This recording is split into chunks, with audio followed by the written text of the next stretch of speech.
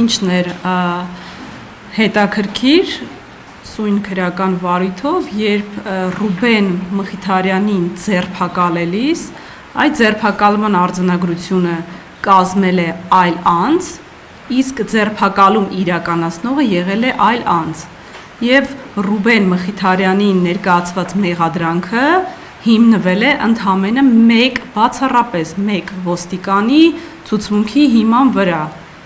Այսինքն վարքն իրականացնող մարմինը ճակերտավոր արդարադատություն իրականացնող տվյալ պահին այդ դատավորը դրան եւս որևիցե ուշադրության չի արժանացրել։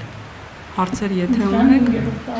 Լավ, դու հասկանում ես, ցուցմունքում ինչ է տոնում ոստիկանը, հա ինչ է ըստ իրեն դեր ունեցել պարոն Մխիթարյանի ինչ արել, որ ձերբակալել են եւ պարոն Մխիթարյանի բերման ենթարկվելու բային ինչ-որ բան է պատմում, որ կիսատ մնաց։ Հիմա կարող է ամբողջ 17 հոգում էին քաշում, ինչ էր կատարվում,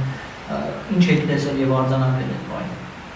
Նախ առաջինը ես ձեր հարցին պատասխանեմ, տեսեք,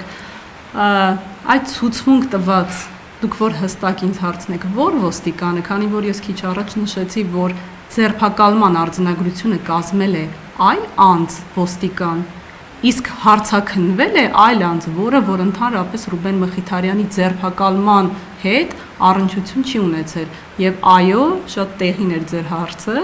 երբ որ մենք այդ տեսագրությունն ենք դիտում հարցաքննության, նա անգամ Ռուբեն Մխիթարյանին չէր էլ ճանաչում։